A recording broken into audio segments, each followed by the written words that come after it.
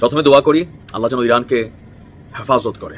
ইরানের আরো সতর্ক হওয়া উচিত, কারণ আপনি যখন শত্রুপক্ষকে ঘায়েল করছেন, এই শত্রু কিন্তু একা না, দৃশ্যত একা, কিন্তু পেছনে পুরো ইউরোপ, পুরো আমেরিকা তারা কিন্তু সমর্থন জুগিয়ে যাচ্ছে মেশিনারিজ দিয়ে। কারণ ইতিমধ্যেই তথ্য আসছে প্রথম ধাপে যেদিন ইরানের অভ্যন্তরে ইসরায়েল অভিযান চালিয়েছে, আমেরিকা বেশ কিছু মেশিনারিজ এর আগে গোপনে ইসরায়েলকে সহায়তা করেছে।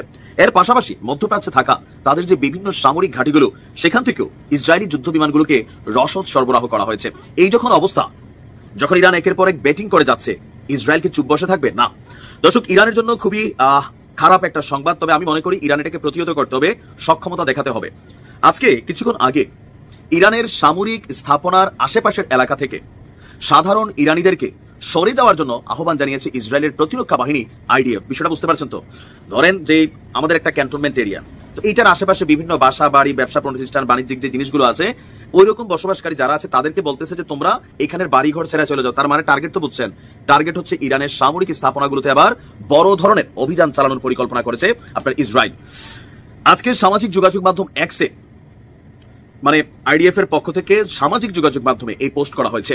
ইসরায়েলি সেনাবাহিনীর ফার্সি ভাষার সোশ্যাল মিডিয়া প্ল্যাটফর্ম থেকে বলা হয়েছে, সকল ইরানি নাগরিকদের প্রতি জরুরি সতর্কতা, যারা বর্তমানে বা অচিরেই সামরিক অস্ত্র উৎপাদন কারখানা এবং এর সহায়ক প্রতিষ্ঠানগুলোর আশেপাশে অবস্থান করছেন, তাদেরকে অবিলম্বে এই স্থানগুলো ছেড়ে চলে যেতে হবে।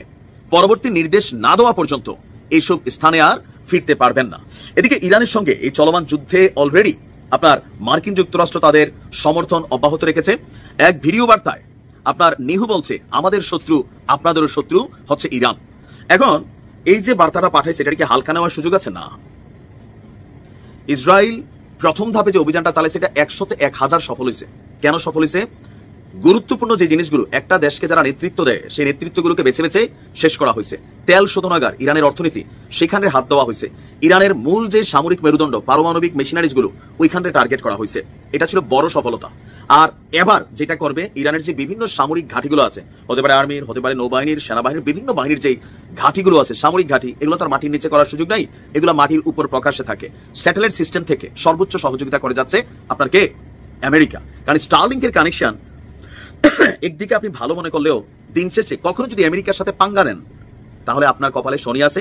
এটার প্রমাণ স্টারলিং। কারণ ইরানের মধ্যে একটা বিদ্রোহ তৈরি করার চেষ্টা চলছে। কারণ ইরানের কিছু বিশ্বাসঘাতক আছে যারা মনে করছে এই যে শাসন ব্যবস্থা, ইসলামিক রেভলিউশন যে শাসন ব্যবস্থা, সেটার পতন হওয়া দরকার, সেখানে ভিন্নতা আসা দরকার। তারাও কিন্তু কাজ করতেছে। সো জনগণকে উস্কানোর চেষ্টা চলতেছে। তো সরকার করছে কি, ইন্টারনেট বন্ধ করে দিচ্ছে। কিন্তু আমেরিকা কি করছে? ইলন মাস্কের সহযোগিতায় স্টারলিং তারা জনগণকে ইন্টারনেট সার্ভিস দিচ্ছে। এতে কি হচ্ছে? একটা শক্তি যারা ক্ষমতাসীনদের বিপক্ষে আছে, বিশ্বাসঘাতকরা, তারা একজোট হওয়ার সুযোগ পাচ্ছে। আর ইরানের স্যাটেলাইট গুলো বন্ধ করে দেওয়ার কারণে কি হচ্ছে, যে অনেক কিছু হয়তো দেখার সুযোগ থাকতো না, কিন্তু স্টারলিংক এর মাধ্যমে তাদের কাছে তথ্য আছে, কোথায় কি আছে সব আকাশ থেকে দেখতেছে। আল্লাহ ইরানকে হেফাজত করুক। ইরানের উচিত সর্বোচ্চ সতর্কতা রাখা, সর্বোচ্চ। দেখা যাক কি হয় আজকে রাতে।